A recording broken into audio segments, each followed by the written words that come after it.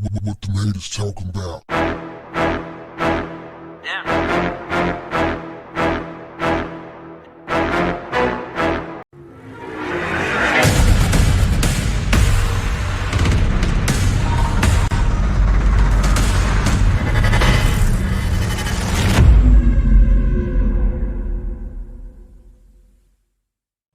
What's up, family? A man who police say shot his girlfriend to death in Baltimore before killing his ex-girlfriend, then himself on Saturday, brought his two small children along for the ride. 44-year-old Rajay Sharif Black of the 7600 block of Ironworks Way in Hanover shot and killed his ex-wife, 42-year-old Wendy Natalie Black, in the vestibule of her apartment building on Edenbrook Drive in Columbia about 2 p.m., Howard County Police said Sunday. Police believe that Black went to Howard County shortly after killing his girlfriend early Saturday in Baltimore. At around 1:37 p.m., the Baltimore Police Department said officers responded to the 1500 block of Marshall Street for a report of an alarm where they noticed signs of a forced entry into a home. Inside, they found an unresponsive 41-year-old woman believed to be Black's girlfriend suffering from gunshot wounds. She was pronounced dead on the scene. Baltimore police became aware of a video posted to social media in which the suspect stated his intention to go to Howard County and murder his ex-wife. They tipped off Howard County police, but by the time they arrived, the suspect and his ex-wife were dead. The kids, they were inside of the car, alive and well. If there's any, silver lining, fam, I guess that's it. The kids were not taken out because, oftentimes with these type of situations, they'll murder the kids. They'll kill everybody.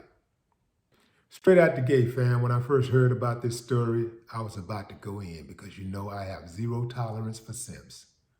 I have zero tolerance for men who cannot control their emotions, who can't accept rejection, who want to murder a woman because she don't want to be with him, because she don't want to behave like he want her to behave. I got zero tolerance for that. And I'm not saying that I agree with dude, but I do understand.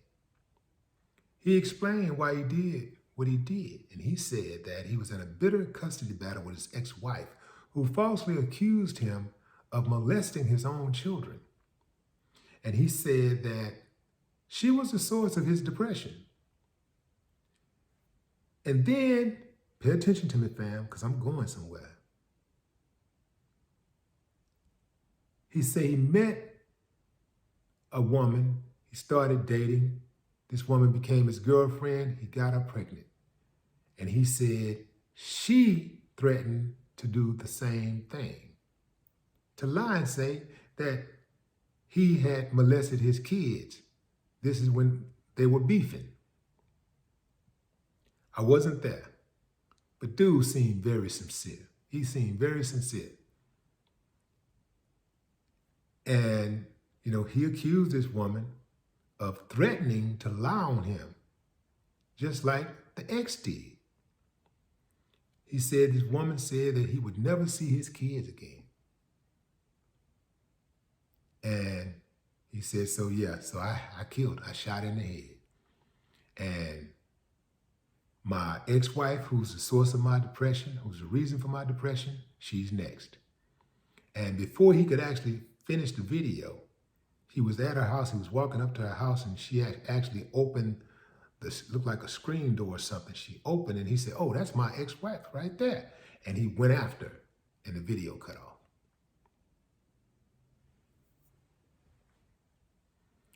The kids are okay.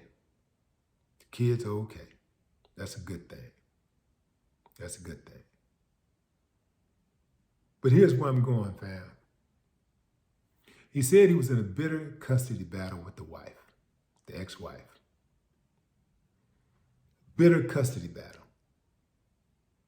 Yet, before he got cured mentally, before he could get past that hump, he entered into another relationship that proved to be just as volatile.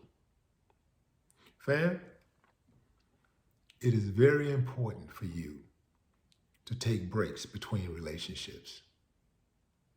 Like, if you're not mentally healthy, it is going to be impossible for you to have a healthy relationship with somebody else, to start a relationship with somebody else. You got to be right here first. Fam, stop getting into these relationships with people that's going through it.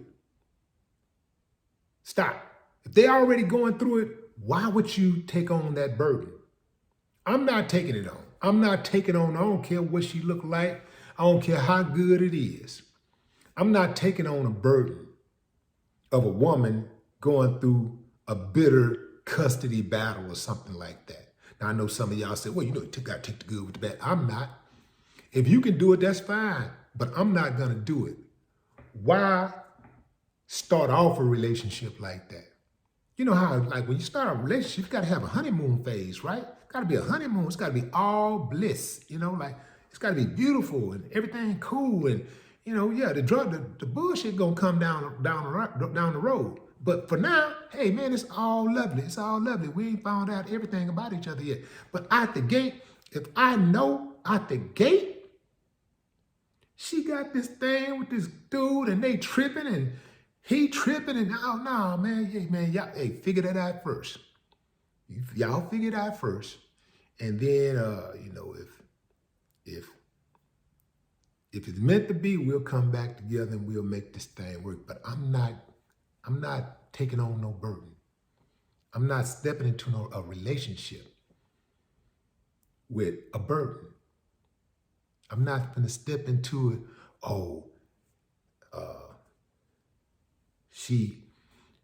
I like her, she cool and everything, but a dude a trip. He be tripping. Her baby daddy, man, that dude a fool. And Y'all have it. Have at it.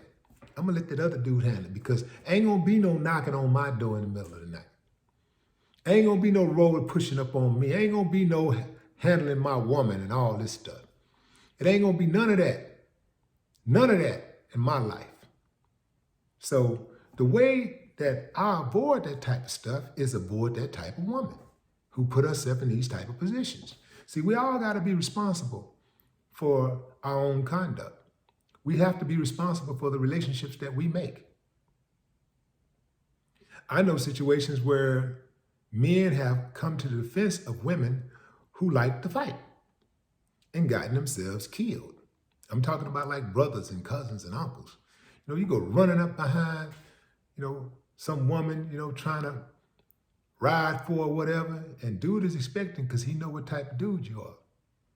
And then you mess around, get ambushed, you run right into an ambush, get yourself killed for nothing.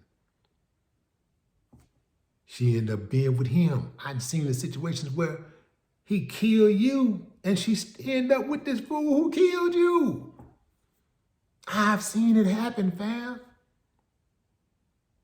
So, dude, you know, hey, fam, it's a very, very bad situation because you would think if you love your kids that much, why would you kill their mother and then take yourself out too and leave them in this cold, dark world all alone?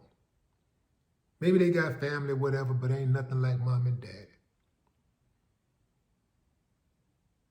Nah, fam, that still ain't cool.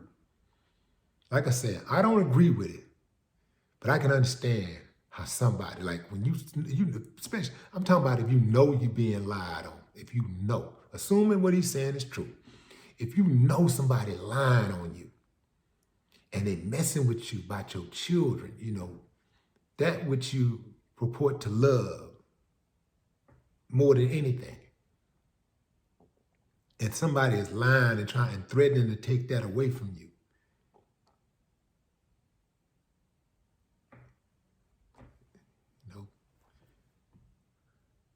it's hard to really know what you would do under those conditions.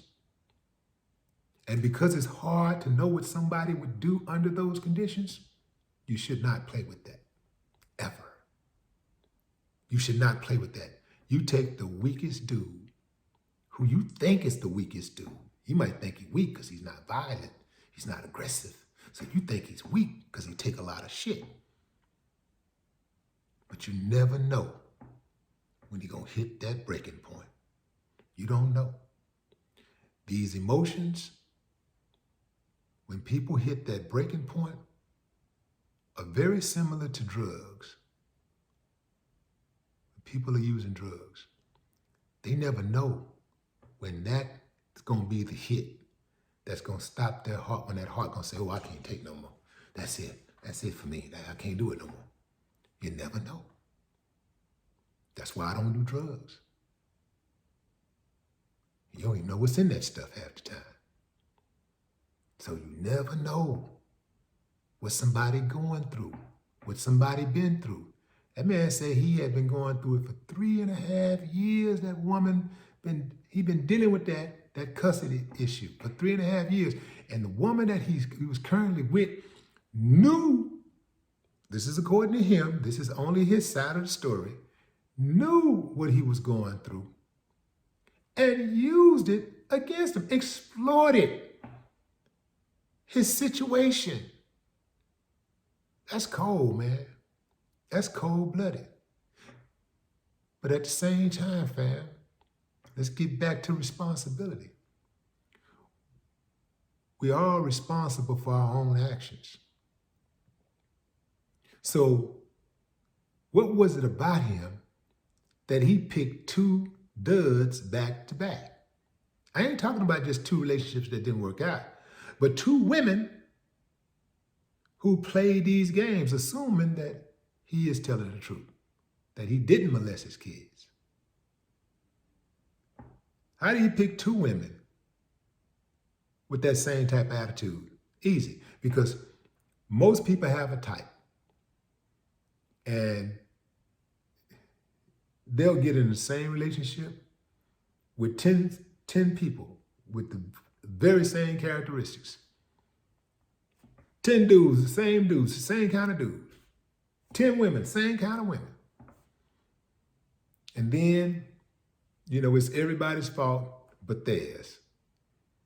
They blame everybody for the relationship not working out but themselves. It's a cold world out there, fam. Be careful. You know how it's often said that you should pick your friends carefully? Pick the ones you choose to procreate with even more carefully. No more talk. What the haters talking about? Yeah.